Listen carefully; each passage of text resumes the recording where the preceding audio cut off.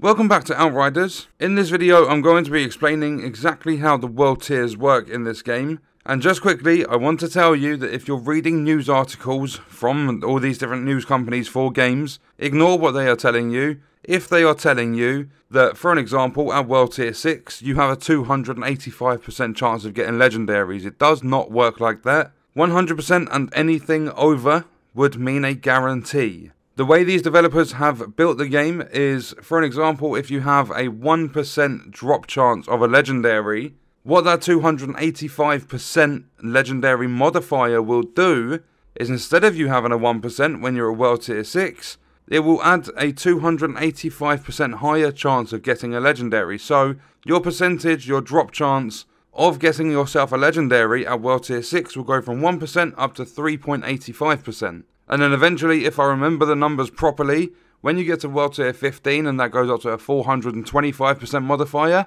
if the developers, because I don't know if 1% is exactly what they've done, but if, for an example, it was a 1% chance by base to get a legendary, when you're World Tier 15, that's 425% added to that 1, so it will go up to 5.25%. So just bear in mind that when you get to, or when you pretty much start the game, you don't have a guarantee to get a legendary. It's a very, very low chance, but the percentage will increase as you improve yourself and get higher up the world tiers. So the way the world tiers work, do not push yourself to the point of it taking 40 minutes to do a very short mission, to the point where you are constantly running out of ammo, to the point where you're getting 2 or 3 tapped by the enemies. Don't try rushing through the world tiers. I played most of the story up to level 26 because I haven't got much further since. On my 24-hour charity livestream, I managed to get to level 26, and there was a lot of server issues and stuff, so don't go to the comments, oh, I managed to get to level 30 in 10 hours. It's not about that. There was server issues, we had to play other games and stuff because the servers went down, but in the time we played, we managed to get to level 26, and we played the majority of it on World Tier 6, some on World Tier 7, and then at some points we even dropped it to World Tier 5. It does not affect the XP you earn for stuff you are doing in the game.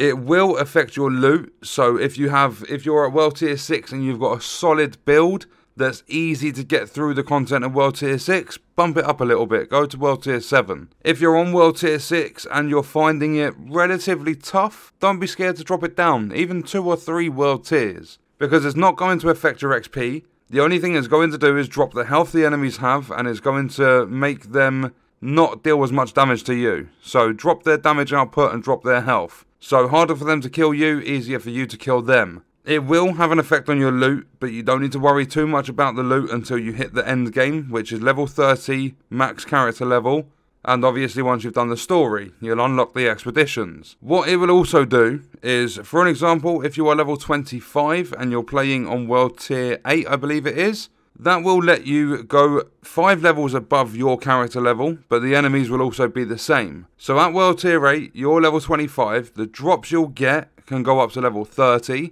the enemies you'll be fighting will be level 30. So at level 25, at World Tier 8, you need to have a very solid build to take down that content. To do the content you're trying to do, your build will have to be pretty good. The developers have stated that everything in this game can be done solo. There's not a single thing in the game built that will require multiple players. So it's all about getting used to the world tier. Obviously, if you're pushing through the story and you're able to take down World Tier 8 from like level 10, then your weapons will be good and your build should be good enough all the way through. You do still have to focus on your build. It's not just about the level of the gear you're getting to drop. For an example, you don't want to go trying to get 2 pieces anomaly power, 2 pieces firepower, 1 piece health on your build.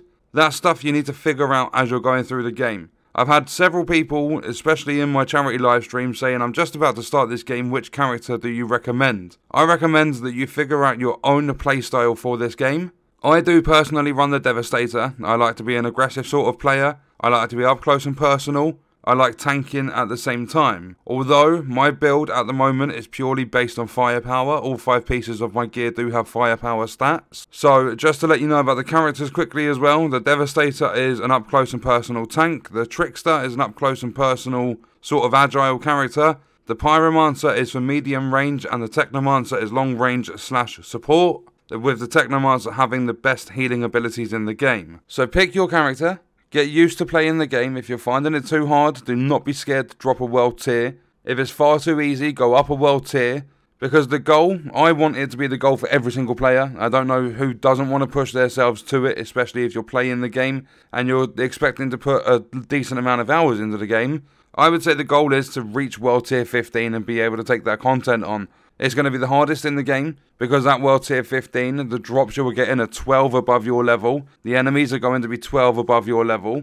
But it's going to give you the highest chances of getting legendaries in the game. So when you're a level 30 character, your weapons are going to be level 42, the enemies are going to be level 42. It should be balanced as long as your build is good. So remember, XP is not affected by world tier, but enemy level, how much damage they take, how much damage they deal, your chances of getting legendaries and stuff, all of that is affected. When you are in a group, the leader can set the world tier. I would strongly recommend for all groups and all players, turn off the game's setting for auto setting your maximum world tier.